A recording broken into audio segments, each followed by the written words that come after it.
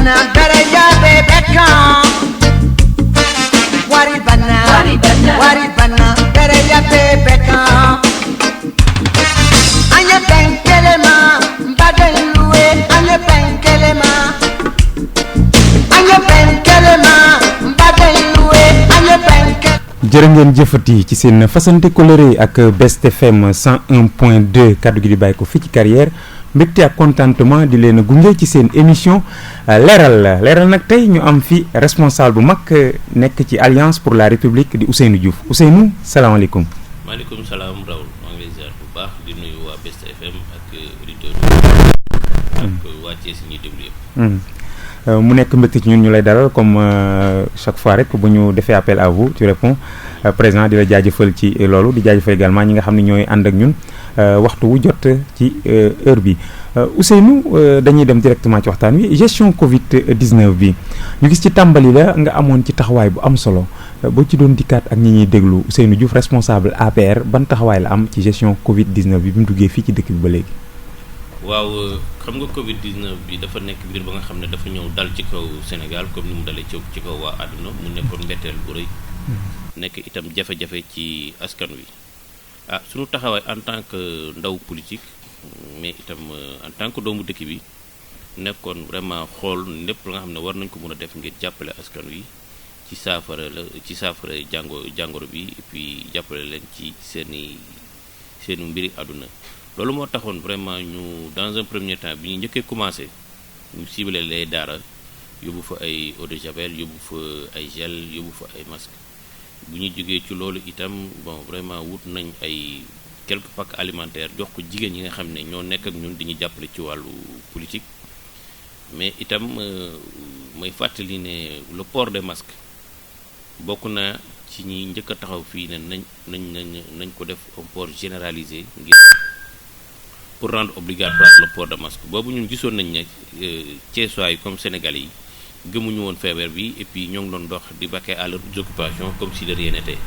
te mu nekk feebar ba nga xam ne vraiment bu lëmbe àdduna bu sonal doomu aadama yi. vraiment ma jàpp ne conscientisation boobu ñu doon def même bu dul wàllu joxe ay vivres ak yooyu mais conscientiser les Sénégalais ba ñu xam ne feebar bi lu am la loolu nekk na lu am solo. et puis ñu continuer ci toujours dans cette même lancée xool ay jeunes yi nga xam ne ci ñun lañ bokk ñu capacité leen ci wàllu mbirum santé ñu dugg ci biir gox yi di waxtaan ak nit ñi sur les mesures barrières mais itam ci le port de masque vraiment ba nit ñi gëm ne feebar bi lu am la et puis ñu saafara ko dem nañ itam bu loolu weesoo ci këru diine yi yu nekk fii nii biir Thiès kër moom alaaji yi dem ci yenn poste de santé yi jox leen ay gel ay thermoflash ak ay masque ndax dañoo constaté woon benn instant que ni structure sanitaire yi nekk de proximité yi nekk dans les quartiers amuñu woon équipement bi war parce que ñoom ñooy détecter les premiers signes yi nga xam ne tey jii nii dugg na ci doomu aadama pour ñu war a mën a wax ne kii am na Covid 19 wala amu ko mais ñooñu bu ñu amul le minimum de matériel lu mel ni thermoflash pour mun a jël température doomu aadama yi loolu dafay nekkoon la nga xam ne day sonal structure yi nga xam ne ñoo waroon accueillir les malades. loolu sax def nga ci ponk yu am solo ndax jënd nga ay thermoflash yóbbu ko ci ay 5 postes de santé ba ci police partisane sax mais boo defee effort yëpp ba pare wëlbatiku président de la république jël yenn dogal yi est-ce que amoo impression ni da nga def li ñu naan tout ça pour ça malgré effort yooyu yëpp gis relâchement total bi ngay romb ci Thiessois nii est-ce que du dogal yooyu mu jël moo xaw a indi mbir yooyu wala gisee woo noonu. non gisewuma noonu parce que le président a toutes les informations par rapport ak feebar bi nga xam ne moo fi nekk muy coronavirus. xam nga bi feebar bi amee lëmbe àdduna boobu ñun ñëpp dañ koy jàng xamuñu feebar bi nan lañ koy wàllante xamuñu nan la ñuy def pour moytu ko. il fallait que ñu jël ay mesures fortes. pour vraiment xeex jàngoro boobu noonu entre autres que mesures fortes bokkoon na ci confinement bi bokkoon na ci wàññi heure de travail yi ak ñu respecter mesures barrières yi loolu moo ñu doon permettre vraiment ñu jàng feebar bi ba xam feebar bi. mais mesures yooyu président jëloon dafa nekkoon ay mesures yi nga xam ne itam da doon laal économie bi parce que bu ñu demee ba yenn sociétés yu bëri yi nga xam ne tëj nañ wàññi seen personnel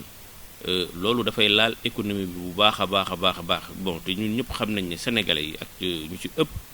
ay dàq dépense lañ li ñuy wax dàq dépense bu ñu xëyee au jour le jour la ñuy dem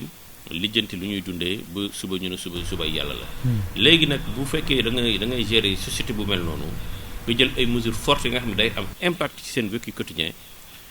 il faut que aussi nga xool ba pendant un certain temps ba nga xam ne tey jii nii commencé nañoo maîtriser feebar bi gérer ko pendant une certaine période pour pouvoir encore après déconfiner petit à petit progressivement. pour nit ñi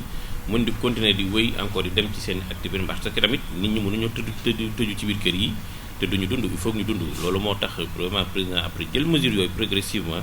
pour libérer un petit peu les Sénégalais pour ñu mën a delluwaat ndax tamit ñu mënul jox kër bu ci nekk. mais boobu ba léegi affaire yi mi ngi wéy di law nit ñi di continuer di ñàkk seen bakkan feebar bi di gën a law est-ce que tamit du jiitalul impératif économique bi bàyyi impératif sanitaire bi. mais feebar bi moo ngi law fépp ci àdduna rawal parce que du fii rek fépp foo dem ci àdduna feebar baa nga fa nekk mais nit ñaa ngi commencé déconfiné parce que tey aussi économie réew du caaxaan. économie nit ku imagine toi rek yow buñ ko jëloon ci benn exemple ci ñu xëy soo ba ngoon nga nekk ci biir kër gi ñoo ne la doo lekk nga xiif kooku nit kooku boo bu yàggee day fippu day génn par la force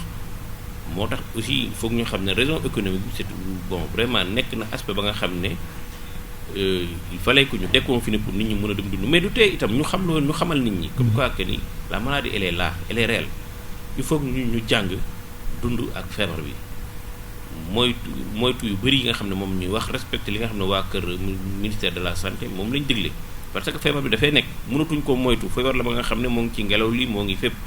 donc yaakaar naa bu fekkee respecté nañ mesures yi comme ni ñu ko waxee nit ñi dinañ mën a dox seen i soxla vraiment di continuer di am te du tee jàngoro bi ñu xeex ko ba mu jóge fi. ci xeex boobu ba léegi gis nañu nga am jàppale bu takku jëmale ko ci waañu daara yi bi ko mairie ville Dorée ak le maire Talla Sylla Ousseynou Ba du mbiru politique a tax nga def ko. non xam nga le maire Talla Sylla vraiment da di jàmbaar du ñu war a gërëma bu ñu war a jaajëfal bu baax a baax ndax engagement bi mu jël man bu doon man la du ma ko jël dafa metti dundal des centaines de talibés chaque jour nga defar lu mot 100 bana di ko yóbbu bon il avait un budget de 4 millions par jour loolu metti na trop budget bi mu yor attanu ko il fallait que ñu jàppale ko bon vraiment boo gisee sax médiatiser ma ko parce que damaa xam ne ndimbal la ba nga xam ne entre homme politique bu ñu gisee boo gisee sa moroomu homme politique di def ay efforts yu am solo war na vraiment ku ci nekk ñu jàppale ko ndax li muy def defalu ko boppam askan wi la ko defal ndax taalibe ils sont un peu partout dans la ville bu ñu leen bàyyee ñuy tambaambalu ñun ñi sax mënuñoo ñëw dugg suñu kër indi fa ay feebar kon nag le fait que ñu confiner leen ci daara yi di leen jàppale kooku ku ci nekk waroon na ci mën a dugal loxoom pour affaire bi doon. di fàttali tey suñu invité Ousseynou Diouf la di responsable APR fii ci biir Thiès ngeen mën ko déglu nag en direct ci bestinfo.net mën ngeen ko seetaan également ci bestinfo.net émission leeral bi nga xam ne tey moom la ñu dalal Ousseynou Diouf Ousseynou daañu ñëw ci taala moom la ñuy des gis nañ jamono yi rapport IGE bi ñu tudd ci détournement d'objectif sax la ñu wax waxuñu ni xaalis bi fa nga ko dugal da koo lekk wala mais dañ ñu ko fa nga ko dugal amoo ci sañ-sañ yow ngay homme politique fare ci nguur gi nan nga gisee liggéeyu enquêteurs yooyu ak tontu yi nga xam ne moom la ci mairie ville bi indi. bon liggéeyu enquêteurs yooyu dañ leen di jaajëfal ndax seen IGE corps d'élite bu ñu ràññee la ba nga xam ne ay borom xam-xam ñoo fa nekk du ñu dugg ci benn détail politique seen liggéey lañ doon def ñoom bu ñu ñëwee il faut que nit ñi comprendre que ni les rapports de l'IGE ñoom bu ñu ñëwee lañ fa fekk li ñu constaté rek la ñuy gis. laaj la li ñu la laaj bu fekkee tontu yi doy na leen ñu accepté bu fekkee doyu leen itam dañ lay wax carrément que tontu yi doyu leen bon là on peut comprendre que ni ñoom ay fonctionnaires lañ ay comité de l'État yu def seen liggéey par rapport ak réponse bi nga xam ne Talla itam moom la indi loolu man yaakaar naa lu xel mun a nangu la ndax bi loolu di am dafa coïncider ak l'avènement de l'acte 3 de la décentralisation ñu créer vraiment ay communes yu bees créer ay fu mel ni Thiès fii mu am mairie de ville am ay mairie d'arrondissement mu amoon pëcc xoo bu rëy ci wàllu vraiment yenn prérogatives yi nga xam ne mairie de ville am na ko ak mairie de ak mairie de commune yi am na ko bon boo déggee sax même sur le plan domanial sax ñoom dañoo defoon benn erreur. waaw mais justement loolu nan la mën a dalee. interprétation yi. préfet d'abord ak yéen acteurs politiques yi. voilà bon non c'est-à-dire que loi bu bees bu mel noonu la il faut toujours ak ñu dem tuuti pour mise en œuvre am pour ni ñuy jëfandikoo loi bi mun a leer ci bopp nit ñëpp loolu moo taxoon vraiment ci jamono jooju Talla itam jël prérogative yooyu noonu def ci ay dépenses yi nga xam ne bu ñu ko xoolaatee ba ci biir dañ ne mairie de commune yi ñoo ko waroon def. bon vraiment mu nekk nag la nga xam ne itam dañ koy nangu ndax ay borom xam-xam ñoo ko def bon bu loolu weesoo yaakaar naa def na ko benn yoon Talla dafa nekk nit ki nga xam ne man jàpp naa ne buñ ko ci corriger ëllëg du ko defaat ndax li ñuy wax il faut que ñu et puis tamit ñu préciser que ni c'est un détournement d'objectif maanaam maire yoo ko waroon exécuté wuñ ko mairie de ville moo ko exécuté à leur place mais nekkul xaalis bi mu parce que damay gis ci réseaux sociaux yeeg yenn sànnikatu xeer yi sa gars yi la waaw yéen voilà homme politique yi moom da leen di profité ci porox ndoll yooyu def ay interprétation yi nga xam ne yàq der baaxul nit kenn du ko tuumaal ci la nga xam ne leeru la Talla jëlul benn dërëm def ko ci poosam lu mu am ci askan wi la ko def man j'en suis xam naa je connais bien l'homme pour dire que c'est quelqu'un qui est intègre honnête nit nag ci la ngay liggéey ci nga juume ça il faut le lui reconnaître kenn matul président sax day juum looloo tax mu wut ay conseils yu bëri teg ko ci wetam nañ ko nangul ne erreur la nekkul xaalis bi mu jël lekk ko wala mu jox ko ay ñoñom xaalis bi mu dugalaat ci biir askan wi la kon daanaka presque la ko maire de commune yi waroon defee moom noonu la ko defee donte nag la loi a été très claire et jàpp naa ne prochaine fois bu ñëwee incha allahu rabbi dañ ko jox maire yi nga xam ne ñoo ko yellool ñoom ñu exécuté. dinañ desaat ci IGE boobu ndax kilifa réew mi di sa président parti également bi nga bokk yenn yi bu génnee gars yi dañ koy accuser ni bu ko bëggee utiliser à des fins politiques da koy jox justice mu jàll yeneen yi nag bu fekkee ay nitam comme ñu mel ni yéen la ñu laal da ciy daal di tëj ci tiroir yi rek sànni caabi yéen nan nga gisee boobu lecture nga xam ni lenn ci seen adversaire yi ñoo ngi ko koy wax. te moom moo xoon ko évidemment yenn dossiers yi maa teg sama kudd la utiliser woon. non loolu waxi politicien la parce que président ne protège personne parce que tey bu doon protéger personne du fi indi OFNAC moo fi indi OFNAC vraiment bàyyi les organes de contrôle ñuy liggéey comme il faut vraiment mettre leen pression waxu leen bu leen def lii waxu leen bu leen def la. mais bu OFNAC defee liggéeyam. mais bu OFNAC 2016 ba léegi ba pression société civile mën naa war tax moo tax ñu ko génnee. gis nga boo gisee tax ma la il ne protège personne. bon un rapport peut être contradictoire même les rapports de l'IGE sax dañ koy jàngataat xool ko boo xool li nga xam ne war nañ ko mën a jëbal justice ñu jëbal ko justice li nga xam ne war nañu ko mën a jëbal justice président toog wut ci ay firnde yu leer ba balaa ma koy jëbal justice parce que itam boo xoolee ci jamono yi ñuy wax naan ay président maa ci teg sama moo teg rapport ci kuddam ci moo waxal boppam de. waaw mais xam nga loolu bi mu koy wax waxul woon wala kaawu Karim moo taxoon ak voilà wax ak kaawu ak Karim merci beaucoup foofu laa doon jëm waxu ko woon dans le sens comme quoi que ni ñëpp la koy defal bu touché ay gars mu teg ci kudd non parce que jamono jooju Karim Wade danga ci ay moo ngi ci prison nekk ci ay jafe-jafe ñu génn beneen rapport ci Sindiély rapport bu accablant ba nga xam ne état du Sénégal fay na ci des milliards da nga xam ne moom Sindiély moom moo engagé woon contrat yooyu annoncé yi léegi nag vraiment ci projet annoncé yi merci beaucoup ñun ñëpp ay sénégalais la et puis ñoom ñu nekk doomu Ablaye Wade ancien président bon tëj mag ji war a waj nañ ko waat te tëj ràq ji kooku aussi tamit xoolu yërmande dugg ko moo tax mu ne maa ci teg sama kudd mais xam nga yenn ak seen gars yi yenn mbokk journalistes yi jël wax ji ne non ci kudd bi ci rapport waa APR la ko teg xam nga mais vraiment c'est dans ce sens mais pour encore continuer dans cette même ligne mooy li ma lay wax mooy le président ne va protéger et puis li nga xamul président dina fi jógee te ces rapports là peuvent suivre ñi nga xam ne jusqu'à présent ñoo ko def moo tax man li may jàpp daal moom mooy képp ku ñu ci fal dañ laa fal sur la base de tes connaissances et diplômes mais itam ci responsabilité booy exercer personnellement ci nga xam ne ci fi nga xam ne foofu lañ la fal léegi nag di ci des ku ci nekk sa magum bopp nga ku ci def lu lay dugal jàppal na yow yaa dugal sa bopp mais le président ne protège personne dans ce sens. suñu invité tey Ousseynou Diouf la di responsable APR ba léegi damay des ci président ak keroog conseil des ministres mën nañ koo jàppee xopp xaw ma tiital xaw ma nuñ ko waxee nee na gars yi daal fii ak fin août ku deful sa déclaration de patrimoine dem leen defi ko ca OFNAC est-ce que du rapport yi di génn di laal gaam yi ministère yeeg yooyu moo waral mu réagir noonu. bon même bu dul rapport yi bu ñu ko fàttali ci ay jamono bi Nafi Ngom Keïta waxee ne gars yi nangu ñoo def seen rapport insisté na woon pour que tout responsable wala boo que képp ka nga xam ne tey fal nañ la ci benn poste ngay gérer ay deniers publics nga dem def sa rapport kooku moom mooy li war même bu dul ay ministre rek ay directeur rek même les fonctionnaires yi nga xam ne ñoo nekk ci service c'est-à-dire de lu yees quoi voilà tey gérer plus de 1 milliard xam nga de recette ñooñu dañoo war a dem def seen déclaration de patrimoine loolay dégg bon ba mu ko waxee jàppoon na ne xëy na nit ñi def nañ ko bon xam na lépp Ousseynou xam na lépp Ousseynou non xam nga Ousseynou waa ji xam na lépp waaw mais d'accord xam nga jàpp am na ñu dem def ba ñu fa jógee am na ñu def am na ñu deful ñu deful mu bàyyi leen 15 mois après mu doo bon xam nga programme mag ak ni muy déroulé xëy na peut-être que même bu fekkee sax xam na ko du mun tout le temps di topp seen ginnaaw di ci daw. mais moom sax est-ce que deuxième mandat bi dem na def ko. non par rapport à la loi li ñu wax dafa leer. booy dugg qu'il rek exerce la fonction de président.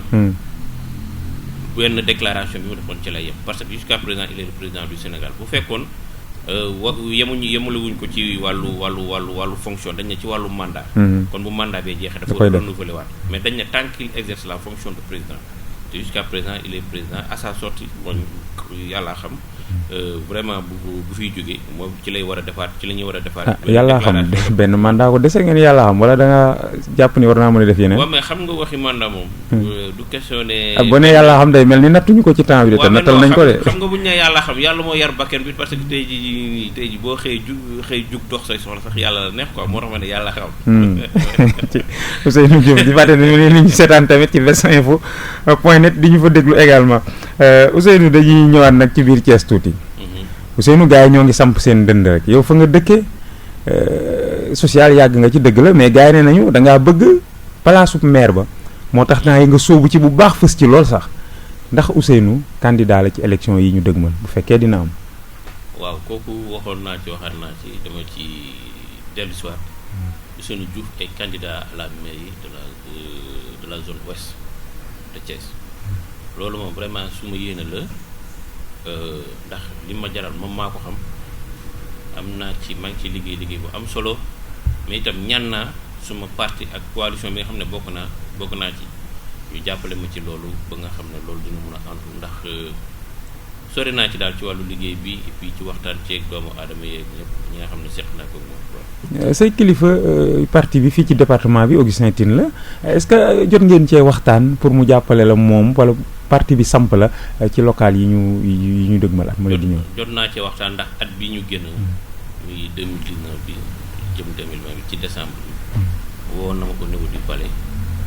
laaj ma situation politique bi nekk fii Thiès laaj ma mes ambitions mun na ko man je vais être candidat booba sax sore gu ma ci doon tellement mun na ma abo mun na woy ñu waxtaan ci mun na ma waaw vraiment am nga loolu c'est un droit qui est da nga xam ne képp nga xam ne da ngay politique duñ la ko bañal kon mu dañoo nekk ci parti nekk ci coalition vraiment gis naa ne seen liggéey boo amee ambition yooyu c'est très légitime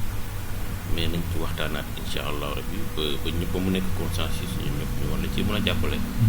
par rapport à ça aussi tamit sama naataango waa Benno Bokk Yaakaar ak waa APR yi nga xam ne ñoo nekk fii maa ngi ciy waxtaan ak ñoom. te ñoom ñëpp ñu vraiment li ci ëpp vraiment rafetlu nañ loolu et puis ils sont prêts à nous accompagner ma candidature pour la mairie de la zone ouest. Est-ce que nàmm nga déjà Ousseynou programme boo xam ni bu ñu dàqul élection yi moom ngay présenter Thiessois yi pour ñu mën laa wóolu yow jël mairie bi ci waa réew mi ak Aliou Sow dénk la ko. Effectivement j'ai un programme ba nga xam ne c'est un programme politique pour la zone ouest vraiment yi ci xëy na peut-être que temps bi ñu may ñu déballer surtout mais naa ci 5 yu ñetti points yu am solo. pour vraiment exposer ko Thiessois yi lu jëm ci wàllu financement des femmes. gis nga suñu jigéen ñi dama jàpp ne ay ñu am jom lañ ay jàmbaar lañu. boobu tey ñu ngi góorgóorlu ci ay projet ci ay GIE ak yooyu pour dem mais jàppale ba sa war dafa des ndax ñu ci bëri dañuy mettre la charrue avant les bœufs maanaam dañuy jiital financement sans formation. te il faut d'abord une formation ci ay domaines d'activité yu wóor yu leer yi nga xam ne maîtriser nañ ko pour après que ñu indi financement bi après financement bi ñu def suivi évaluation bi ba nga xam ne seen GIE yooyu ak seen entreprise yi ñuy teg dina mën a demal seen bopp. ci wàllu éducation itam gis nañ ne école yu bëri yi nekk fii nii dañoo rafle matériel informatique te maintenant boo xoolee àdduna wërngal képp boo bëggee sunu doom yi sunu xale yi xarañ ci mbirum àdduna il faut que ñu jàngal leen informatique depuis le bas âge am nañ un vaste programme d'informatiser pratiquement les écoles scolaires yu nekk fii ci biir zone bi yëpp ba nga xam ne xale yi un jour ou deux dans la semaine nañ am benn programme informatique ba nga xam ne dañ leen koy jàngal ñu xam ni ñuy taali ordinateur ak ñu koy fay ak ñu koy liggéey màggaaleeg moom nga xam ne bu ñuy màggat nañ vraiment dinañ ci xarañ bu baax am na solo bon sur le plan de la santé aussi gis nañ am noonu na benn programme bu ñu defoon pour renforcer vraiment l'existant maanaam li ñu fi gis à commencer par les bàjjenu gox parce que dañu nekk ci dëkk bu metti ba nga xam ne nit dina feebar guddi ndogal dal ko mu génn du di xaar oto bu ko yóbbu sax du ko gis bon là bu fekkee coordonné nañ avec les bàjjenu gox yi nga xam ne ñoo nekk ci quartier yi jox leen ay portable ay numéro téléphone yaa nga xam ne tey jii nii képp ku nga xam ne am nga jafe-jafe sa biir koñ da ngay dem fukki sa bàjjenu gox mu woote pour ñu mun la ñëw dimbale. Et puis bàjjenu gox yooyu ñoonu tamit ñu yokkal leen seen formation jox leen un matériel médical ba nga xam ne dañu ko yor seeni kër nga xam ne des fois bu cas urgent sax ñoom nañ la mën a réew lu taxawu la nga accoucher seen biir fa nga nekk bu fekkee amuñu moyen de déplacement. Loolu am na programme bu am solo bu ñu ci def wax nañ itam bëgg nañ itam ci au niveau des hôpitaux vraiment xool nu ñuy alléger la charge ba fa nekk parce que hôpitaux yi li ñu yenu attanuñ ko. moo tax ñu xool ñu waxoon ci suñu programme politique nañ xool les postes de santé secondaire yi nga xam ne mooy ñoo nekk ci gox-goxaat yi ni ñu leen di jàppale ñëw itam ci wàllu médical ak ci wàllu personnel ba nga xam ne dinañ mën a décharger hôpital régional ndax da ngay dem hôpital ñu ne la amu fi dafa fees. Loolu itam bëgg nañ gën a dolli développer par exemple l'initiative de Bamako bi ñu fi tegoon bi nga xam ne tey nii boo feebaree jënd garab dina la yomb parce que tey jii nii da ngay feebar ci benn feebar ba nga xam ne. léegi ñu lay jaay benn paquetu garab buy jar junni te alors que loolu day ëpp ci sa traitement initiative de Bamako li mu indi woon moom mooy bu fekkee benn tablette nga ci soxla wala 20 comprimés ñu jaay la ko ci 1000 francs wala ci 1500 nga yaxanal say 3500 te dina baax ci sa traitement. Loolu pour renforcer les bàjjenu gox et les postes de santé secondaire yi nga xam ne ñoo ngi ci gox goxaan pour loolu day alléger capacité nu mu tuddati taux d'affluence de malades yi dem hôpital day dimbale bu baax hôpital régional ci wàllu malade yafay ñëw au jour le jour te hôpital bi dem na ba attanu ko. mais xam nga programme yi am na solo ngeen koy def di ko jébbal askan wi mais ñun li ñu dal dafa xaw a doy waar ndax fii le vote est un peu affectif ma ne wax sax damay dindi un peu bi sax ndax le vote est affectif bu fekkee ni da nga wàcc sur le terrain jàkkaarloog maire yi seen leader ñëw wàcc si sot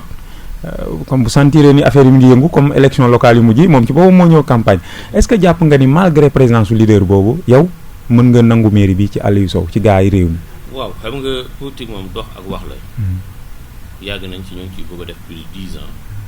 bien avant même la perte nit ñi xam nañ suñu yéene. jàpp naa ne ku ci nekk tey jii nii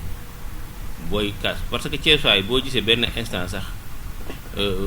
yenn responsable yu bëri mere leen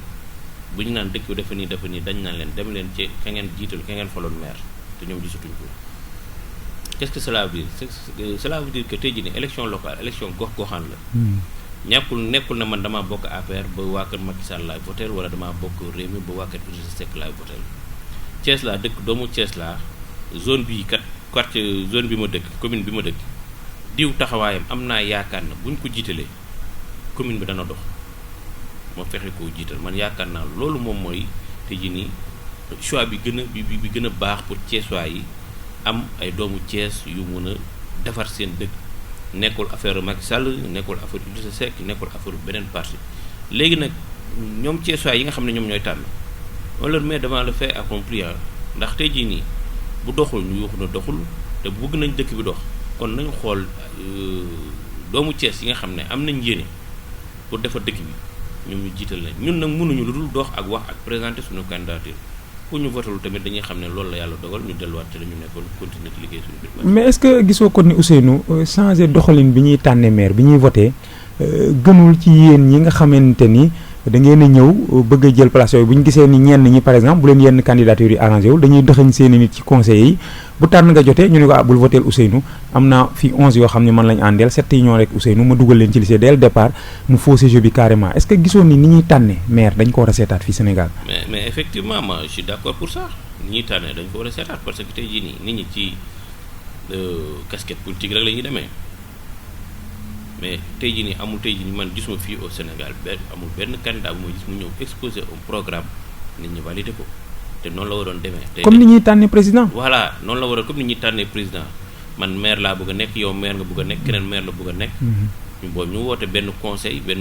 communal ba nga xam ne tey jii nii ñoom moo leen di déglu ku ci nekk ñu la waaw yow da ngaa bëgg a nekk ñëwul indi sa programme ñu déglu la keneen ñëw tamit ñu déglu ko keneen ñëw tamit ñu déglu ko. bu ñu dégloo l'ensemble des candidats ba yaakaar ba xool ki nga xam ne ñoom am nañ ci moom yaakaar vraiment ce conseil communal là war nañoo mën a jël seen benn décision ne ñun diw lañuy ci lañ bëgg mu nekk suñu maire. yaakaar naa choix boobu moo nekk choix bi gën a judicieux et puis bu gën a may jàppale doomu aadama yi pour ñu choisir leur maire parce que sinon toujours nu ma ko ci waxatee politiciens yi ak seen stratégie rek la ñuy utiliser renforcer comme ni ko waxee def ay transfert fii nangam xam nga nit ñi toll nañ ci sonn ba nga xam ne tey jii nii koo fi jënd carte d'identité ci 2500 wala 3000 mu jox la ko mais ba muy def loolu xamul ne moom li muy def nii tey jii nii loolu xamul après lan lu koy mën a jural ngir moom ngir ay doom ngir ay sëtam nit ñi ñoo amul conscience boobu noonu dañ naan ay affaire comme ni ñuy waxu politicien la affaire politicien la mais il faut que aussi ñu ubbi xel yi vraiment dépasser entendement boobu xam ne ni mbirum choix mbir mu doy waar la pour askanam parce que dañuy suba bu fi tali bi yàqoo wala courant coupé wala feebar ay feebar di ñu sonal nga ne ñi fi nekk xamuñu dara nangam te alors que yow yaa jaayoon sa carte wala boog yow yaa defoon un mauvais choix yow kon yow bul xas politiciens yi ndax yow yaa ak ñoom yow yéen a bokk yéen a yem politiciens yi sax yu bon laa ndax politique lu noble la waaw politique lu noble la te am na ci nit ñu baax ñi nga xam ne am ay valeur ba léegi tout à fait tout fàttali suñu invité tey Ousseynou Diouf la Ousseynou APR wax nga ko daanaka yow ci ñi gën a sonn ci Macky Sall am egg fi mu bëgg tey fii ci Thiès ràññee nañ la ci ñu dem ba ci biir ñu gis ni président di jël ñu mel ni ay Souleymane Ndéné ay maire Parcelles ba Moussa Sy di leen jox yenn poste yi yow ngay un jeune cadre nekk fii sonal ko daanaka joxuñu la dara est-ce que du Youssou Touré da leen a gën a dëgër fit am courage rek ak Moustapha Cissé Lo yuuxu ci kaw li nga xamante ni yéen a ngi koy xalaat ci suuf mooy président day récompenser ñu ko daan xeex bàyyi leen. bon man du ma ko gisee noonu. parce que li ma d'abord sama gëm-gëm moom mooy gëm naa yàlla. doomu aadama ci biir dundam ci biir jaar-jaaram sunu borom lu mu namm ci moom rek dana am président Macky Sall xëy na peut-être ci loxoom ci la ko yàlla di jaarale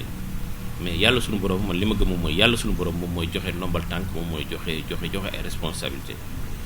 sunu président dafa jël dëkk bi avec une coalition loolu laay fàttali toujours nit ñi. ah mais Moussa Sy ak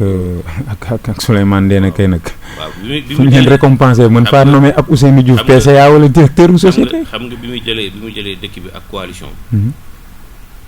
vraiment moom il a opté pour gouverner avec tout le monde loolu itam dem ba ñu ñëwaat présidentielle am ña nga xam ne vraiment mosuñu woon ànd ak moom comme Moussa Sy boobu ngay wax ñooñu def option mu mag seen nit ñëw jàppale ko ba mu jëlaat dëkk bi vraiment jaadu na bu fekkee am na opportunité ba nga xam ne tey jii war na leen faa mën a teg mu teg leen fa. yow boo gisee kon ay Souleymane Ndéné ay Moussa Sy ñu leen di jox yenn postes yi du la met def dara. si mais bien sûr parce que nit ku nekk nit la ñun tey responsabilité yi ñuy laaj du pour ñun mais pour askan wi la pour ñi nga xam ne ñoo ngi ànd ak ñoom ci liggéey sur le terrain politique pour Thiès moo tax ma def effectivement ay nit lañ bu ñu sañoon am ay responsabilité mais nekkul la nga xam ne tey jii nii bu ñu ko joxul jox ko ñeneen dañuy dem di sànni ay xeer wala dañuy wax ju ñaaw. ñeneen ñi daan xeex sa leader sax Ousseynou. mais ñooñu dañoo ñëw am lu ñu indaale ngir ba président jëlaat dëkk bi te loolu ñu indaale ñun xeebuñu ko bu ñu ko xeeboon tey jii nii duñ fi toogaat. kon lu tax ñoom Youssou Touré ak genre yooyu d'accord ñu ci jëfin bi mel ni yéen da ngeen a manqué compétence ba ñu dem di ko wuti ci àll ba. di nga APR ëpp cadre actuellement fi may toll di la ko wax. kon wala waaj da leen a xeeb bopp. non xeebuñu li nekk ci boppam moo diis te bëri te vraiment te bu ku ko comprendre xam ko di nga jël sa temps man jàpp naa ne même bu dul avec le président Macky Sall y a l'après Macky Sall qui est là ñun politique dafa nekk la nga xam ne dañoo dem ba léegi nekkatul affaire de benn mandat wala affaire de Macky Sall wala parce que dañoo jàpp ne ay ndaw lañ ay borom karaw yu ñuul lañ ñàkkaguñu dara lépp a ngi ci kanam te bu ñu góorgóorloo ak ci gëm-gëm bi ñu nekk ak ci lance bi ñu nekk dina ñëw daal incha allah. ci sa parti boobu la ñuy taxawandi tuuti sax APR googu nga xam ni jamono ji gaa ngi xaarante tamantem ndëmb gis Moustapha Cissé Lo fii bàyyil diw jàppal diw yaa xam mbay yow ngay un jeune responsable nekk cadre ci parti boobu lan la lay def boo gisee yenn comportement yi jóge ci yéen ba ñu dàq Moustapha Cissé Lo sax ci parti bi. waaw vraiment dañuy regretter wax yooyu ak li nga xam ne xew na fi ndax comme li may faral di wax boo jegee buur doo ko dar da nga koy darle ko mooy lan moom mooy fexe ba ay noonam ñu koy wut mënuñu koo jot duñu jaar ci yow ba am ko te vraiment liñ fi mujjee gis ci fan yi bon rafetul suñu dara ça il faut l'avouer te tey jii nii képp ku ko bëgg wut di nga fa jaaree jëm faa wut protocole pour jëm ko jot c'est à nous vraiment ñun ñi nga xam ne ñoo bokk benn parti te xam ne dañoo jóge kilifa war a nekk ay modèle war a nekk ay exemple par rapport ci ni ñuy doxalee ak ni ñuy suñuy relation entre nous. ñu fexe moytu yenn kaddu yu ñaaw yi yenn kaddu yi nga xam ne vraiment xale bu ndaw sax xalaatuñ ko ci moom asantamala ci kilifa gu jege président kooku moom vraiment dañ koy ñawlu loolu nekkul lu rafet. mais est-ce que du seen ñàkk am démocratie seen biir parti yi mooy waral yooyu comportement bu fekkoon am ngeen ndaje di waxtaan di ngeen mën a joyantante seen biir mais du ngeen gisante lu dul élection mooy jub si bu ñu sukkandikoo ci kàddu yi nga xam ne si solo moom lay wax lan moo waral loolu. non man loolu d'accord ma ci parce que ñoom ku ci bëgg a gis président xëy na peut-être que mën ngaa toog benn instant doo ko gis ndax président tamit itam li mu yenu ci boppam dafa bëri il travaille à l'échelle internationale comme au niveau national. problème am yi ne gars yi grève fii service bu greffé fii transporteurs yi greffé ñeli médecins yi greffé la service sax jéemu leen ci dara di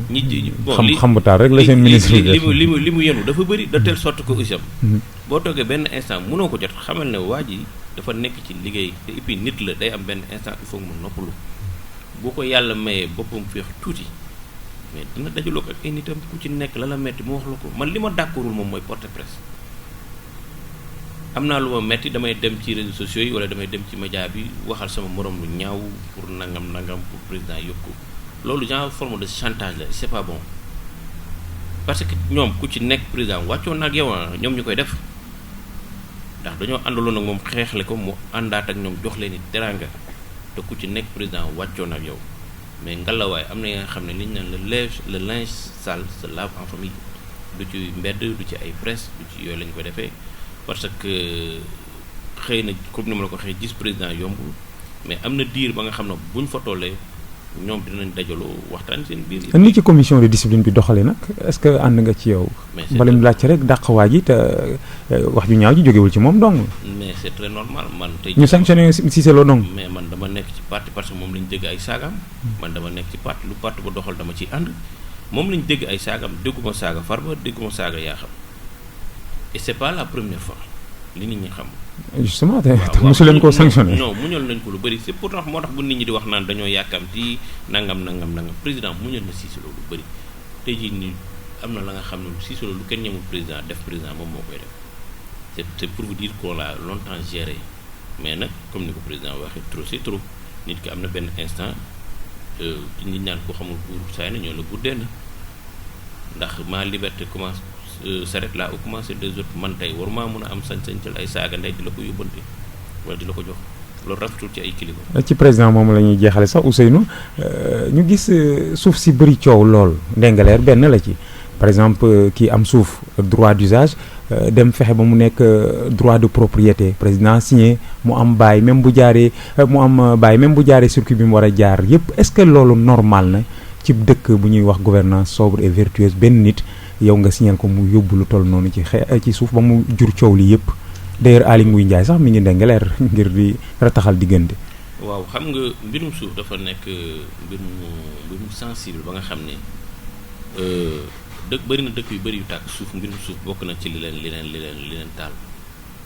ak ay wàllu ethnique affaire demee noonu ba tax na ñun suñu dëkk heureusement ba yenn conflit yu mag a mag yi sax mosuñu saa yegg mais du tee nga dégg ay xëccoo yu ay diw jox nañ ko lii jël nañ suufu jàmbur jël nañ il faut que itam ñu waxante dëgg par rapport à ça suuf si boo xoolee li ci ëpp ñun laataa ñu judd jamonoy maam ba tey jii nii yenn zone yu ci bëri kenn def fa dara tey tamit bu fekkee am na un investisseur sénégalais ba nga xam ne il est prêt à exploiter une zone ñëw indi fa koom-koom jël doomu dëkk ya nekk foofu noonu jël leen dugal leen intégré leen ci li nga xam ne moo ngi ko fa bëgg a def wutal leen ay salaire delluwaat di fay impôt ba pare am ca astuut ba pare ba war a mun a dugal daal dara ci biir koomu réew ma yaakaar naa loolu itam moo gën ñun bàyyi fan. mais droit de propriété bi moo jaaxal nit ñi. Ousseynou lu waroon nekk droit d'usage. xam nga loolu itam.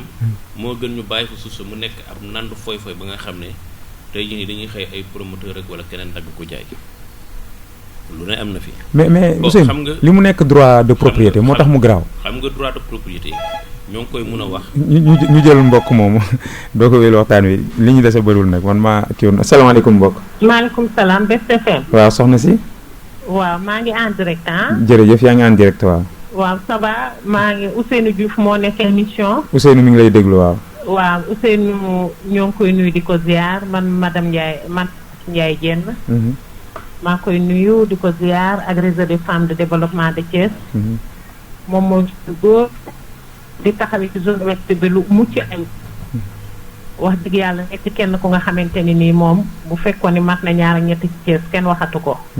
Covid 19 bi Ousseynou xeex na ci lu bari Ousseynou eau de javelam desul maskam desul eau de javelam sakom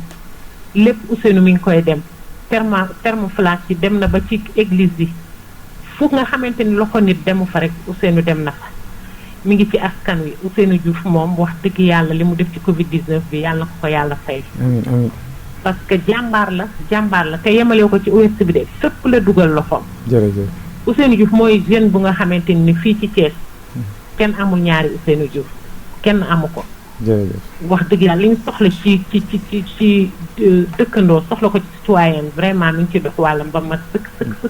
jërëjëf kontaan nañu Ousseynou kenn du moom ci biir Thiès. jërëjëf soxna si dañuy ñaan yàlla may ko gudd fan ak wér. may ko xéewal yu bëri. amiin fi mu nekk nii xelam xalaatam yëpp ci tabaski gi la ne. ndeysaan.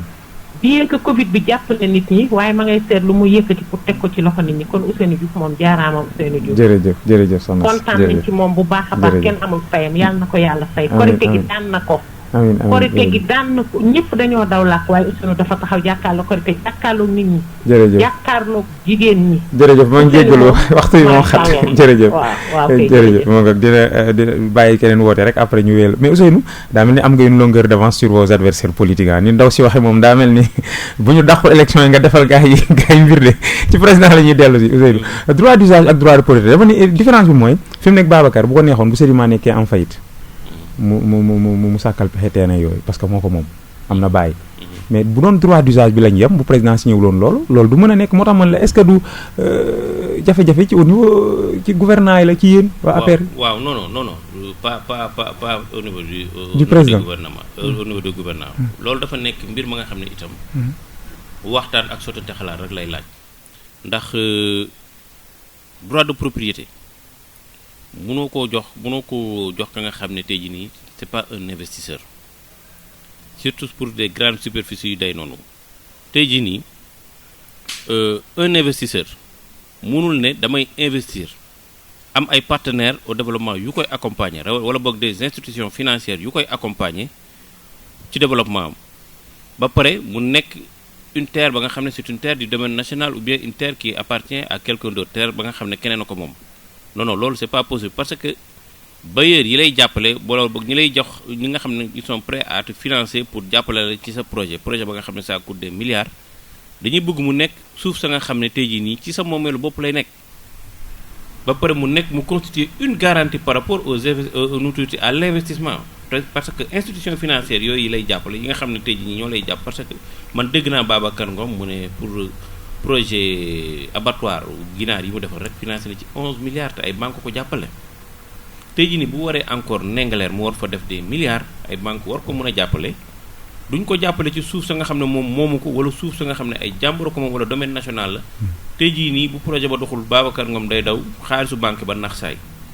mais Ousseynou bu dee noonu la yow mën ngaa nekk milliardaire non da ngay dem présidentiel la nga jël fii terrain yu bëri def ko droit de propriété moom ko yóbbu ko banque ñu jox la xaalis bëri léegi nga investir non yombeewul noonu nag parce que tey jii nii képp ku ñuy jox grande superficie dañ lay natt dañuy xool ban apport nga am actuellement ci réew mi Babacar Ngom c'est pas n'importe qui c'est quelqu'un qui paie des ay recettes ci wàllu impôt ay est-ce que du li mu nekk xaritu waajee tax rek non du ay affaire xarit il ne fait pas de la politique c'est un self-made man ba nga xam ne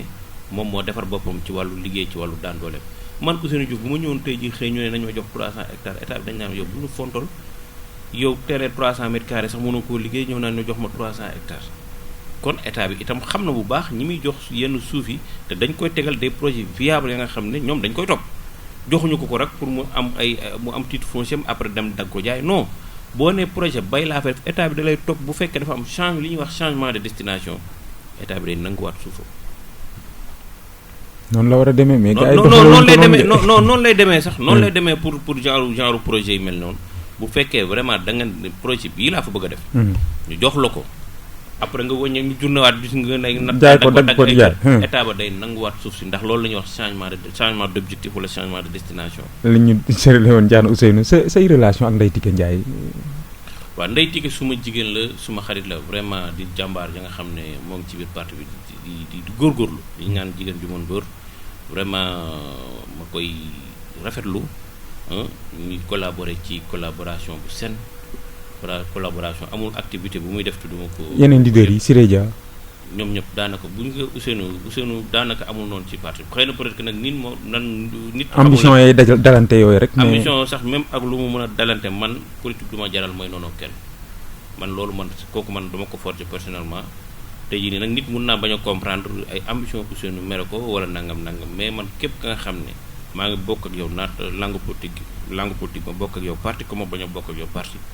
jàppal na Ousseynou Diouf politique bu tax muy noonu ko. bu la waa APR bañalee sa candidature da ngay fippu def ni Cissé Lo samp sa mouvement bopp wala dem. ak sa kuréel jàpp naa ne duñu ma ko bañal ndax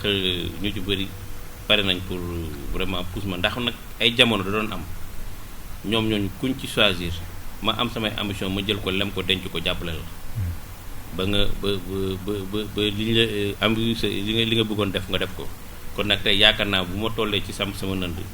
dañ ma delloo le retour de la monnaie jàppale ma pour man itam li ma bëgg ma jëm ko def non politique parti politique noonu lay demee ku ci nekk itam bal li ñuy wax bal buy tourné la foog ku ci nekk ñu jox la sa chance pour nga mun a dawal li nga bëgg a dawal. en tout cas kontaan nañu dalaloon la tey ci Leral. maa leen gën a kontaan vraiment émission bi gàtt na mais neex na vraiment les questions ont été pertinentes lépp nag ci waxtaanee mbiru dëkk bi la Leral et puis mu nekk luy jëriñ nit ñi jërë ngeen jëf. jërëjëf Ousseynou bég nañ ci moom mu nekkoon Ousseynou Diouf di responsable APRIS fii ci biir Thiès di jaajëfal yéen ñu àndaloon di jaajëfal équipe technique bi nga xam ne waa Best Info ñu ko doon jàllale également en direct di jaajëfal sama professeur nag particulièrement moom Babacar Ndaw